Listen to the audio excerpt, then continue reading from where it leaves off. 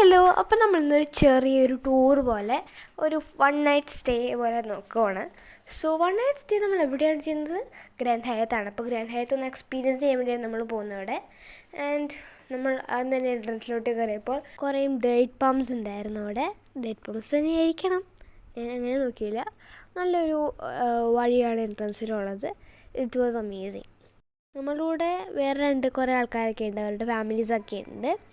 So അവരെല്ലാം കൂടി നമ്മൾ ഗ്രാൻഡ് ഹയത്തിലോട്ട് കയറി നമ്മളിപ്പോൾ റൂം എടുക്കുവാണ്. അങ്ങനെ റൂം എടുത്ത് വന്നപ്പോൾ നല്ല സമയം എടുത്തു, കാരണം ആധാറൊക്കെ വേണമല്ലോ.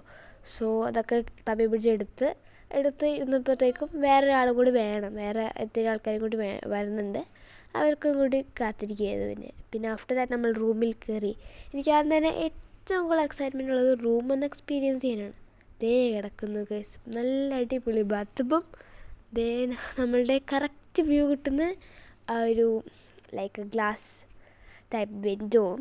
Absolutely amazing. ആൻഡ് എനിക്ക് ടോട്ടലി ഒരു വലിയ എക്സ്പീരിയൻസ് തന്നെയാണ്.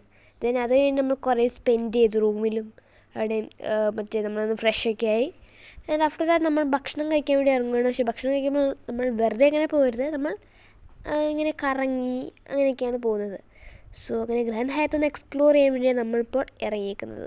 ഭക്ഷണമൊക്കെ കഴിച്ചു, പിന്നെ കൂടുതൽ വീഡിയോ ഒന്നും എടുത്തില്ല. Then the next morning it was absolutely a wonderful site.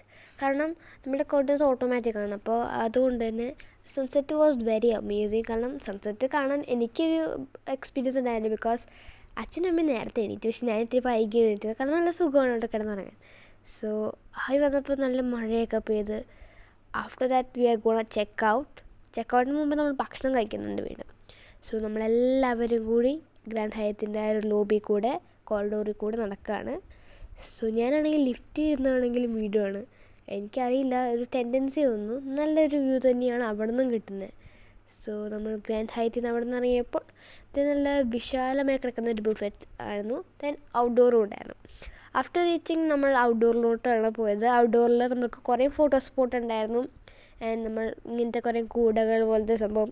It was very creative there. അങ്ങനെ നമ്മൾ അങ്ങനെ പോയിക്കൊണ്ടിരിക്കുമ്പോൾ നിറച്ചും ചെളിയായിരുന്നു. ഞാൻ ചെളി കണ്ടില്ല, ചവിട്ടി തന്നെയില്ല ഭാഗ്യത്തിന്. പക്ഷേ എന്നാലും എൻ്റെ കാലിൽ നിറച്ചും ചെളിയായി. ആഫ്റ്റർ ദാറ്റ് നമ്മൾ പെട്ടിയൊക്കെ പാക്ക് ചെയ്ത് വീണ്ടും നമ്മൾ ചെക്കൗട്ടായപ്പോൾ നല്ല സങ്കടമുണ്ട്. എന്നാലും പറയാൻ പറ്റില്ലല്ലോ. അതിപ്പോൾ എനിക്കൊരു ഡയലോഗാണ് ഓർമ്മ വന്നത്. സങ്കടമൊന്നുമില്ല, നല്ലൊരു ചെറിയ വിഷമം. എന്തായാലും നമ്മൾ ഗ്രാൻഡ് ഹയത്തിലോട്ട് വിട പറയുകയാണ്. ഇതൊരു 1 നൈറ്റ് സ്റ്റേ ആണെങ്കിൽ ഇറ്റ് വാസ് അമേസിങ് സ്റ്റേ കേട്ടോ. ആ ഗ്രാൻഡ് ഹയത്തിൻ്റെ എക്സ്പ്ലോറേഷനും വൈബും, it was something crazy. Then നമ്മൾ ചേച്ചീനെ കൊണ്ട് ജസ്റ്റ് വണ്ടി ഓടിക്കാൻ വേണ്ടി ട്രൈ ചെയ്യിപ്പിച്ചു.